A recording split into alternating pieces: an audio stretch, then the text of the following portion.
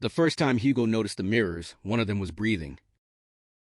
It fogged slowly, like a living thing, though the room was cold and his own breath was steady. Hugo stood frozen in the narrow hallway of his apartment, keys still in his hand, heart hammering as if the glass had called his name. The mirror hung crooked above the old console table, its silver backing speckled with age. He had passed it 1,000 times. Tonight, it felt different. Alive. Watching. Hugo lifted a hand, and the reflection lifted its hand too, but a fraction of a second late, just long enough to make his stomach turn. Behind him, Gin cleared her throat. "You're home late?" she said softly. Hugo spun around. Gin leaned against the doorframe, arms crossed, her face half shadowed by the dim light. There was concern in her eyes, and something else too. Distance. The kind that grows quietly between two people who once shared everything. "Work ran late," Hugo said, forcing his voice to calm. "Deadlines." Gin nodded, but she did not move closer. They had learned to circle each other carefully, like strangers who knew too much. They used to be different. They used to laugh loudly, argue passionately, love without fear. But somewhere between promotions, disappointments, and unspoken resentments, they had begun living behind closed mirrors, each seeing only a reflection of the other's silence. That night, Hugo dreamed of mirrors shattering. In the dream, he walked through endless rooms, each lined with glass. Every mirror showed a different version of him. Confident Hugo, cruel Hugo, exhausted Hugo, a Hugo who screamed without sound. In every reflection, Gin stood beside him, but she never looked the same twice. Sometimes she smiled. Sometimes she cried. Sometimes she turned her back. When Hugo woke, his pillow was damp with sweat, and Gin was already gone. Their days settled into a careful rhythm. Mornings without words, evenings with polite questions and shorter answers. Gin had taken a new job at a local counseling center, working late hours. Hugo stayed buried in his design firm, chasing success with a desperation he refused to name. They told themselves this was normal, this was adulthood, this was love maturing. But the mirrors kept changing. Hugo began to notice them everywhere. In shop windows, in elevator walls, in the dark screen of his phone. His reflection always looked tired. Older. Like a man carrying something too heavy for his shoulders. Gin noticed too, though she never said it aloud. She felt it in the way Hugo avoided her eyes, in the way he flinched when she touched him unexpectedly. She saw it in her own reflection, the woman she had become, quieter, cautious, afraid of saying the wrong thing and shattering what little peace remained. The first real crack came on a Sunday afternoon. They were sitting at the kitchen table, sunlight cutting across the floor in sharp lines. Gin held an envelope in her hand, unopened. "I've been offered a position," she said. Hugo looked up from his laptop. "That's great." "It's in another city." The words hung between them, heavy and fragile. "Oh," Hugo said. He closed his laptop slowly. "How far?" 3 hours by train." Hugo nodded again. Too quickly. "We can make that work." Gin studied his face. "Can we?" Her question was not about distance. It was about everything they had been avoiding.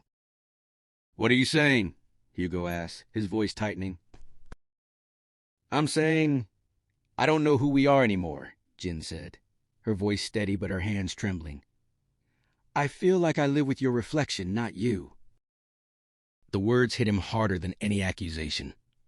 Hugo pushed his chair back and stood. "I'm right here." "No," Gin said gently. "You're not." They argued then. Not loudly, but sharply. Years of swallowed frustrations spilled out in careful, painful sentences.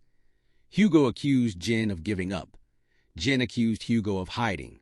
Both were right. Both were afraid. That night, Gin slept on the couch. Hugo wandered the apartment alone, stopping in front of the hallway mirror.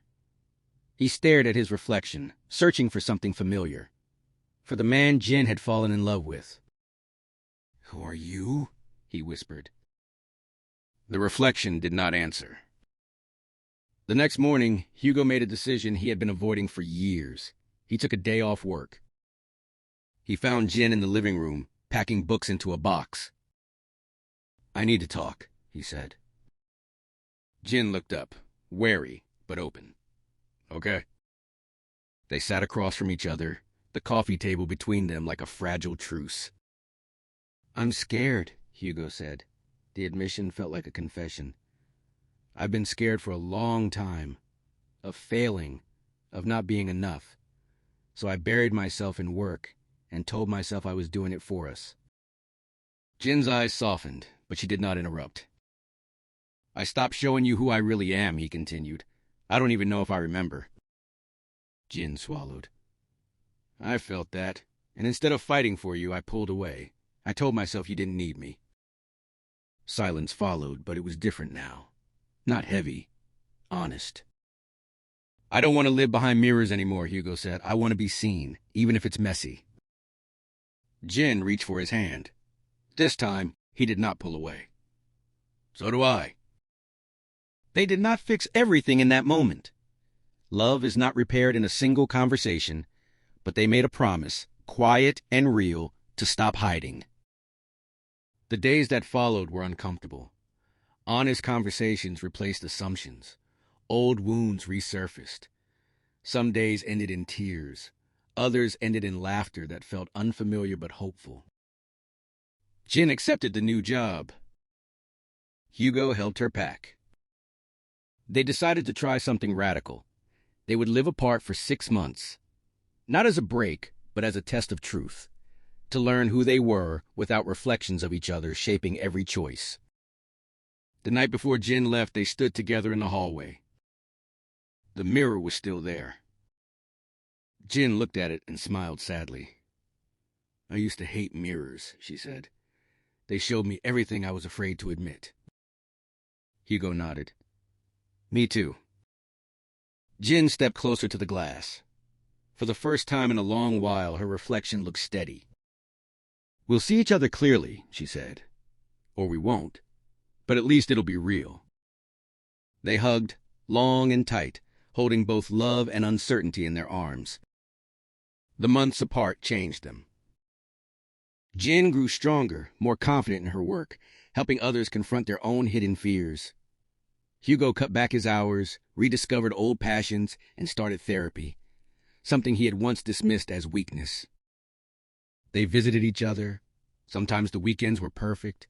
Sometimes they argued. But even in conflict, there was honesty. No mirrors, no masks. 6 months later, Gin returned.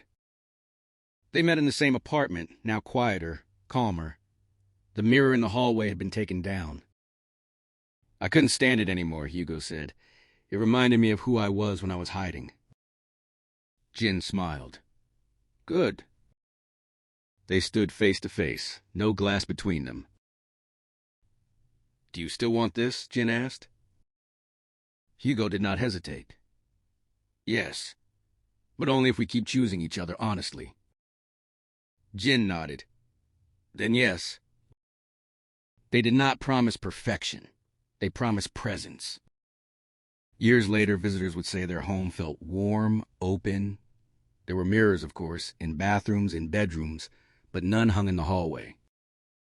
Hugo and Gin learned that love is not about flawless reflections. It is about standing in front of another person, flaws exposed, and choosing not to look away. And the most powerful truth they carried forward was simple and enduring. When you stop hiding from yourself, you finally allow love to see you.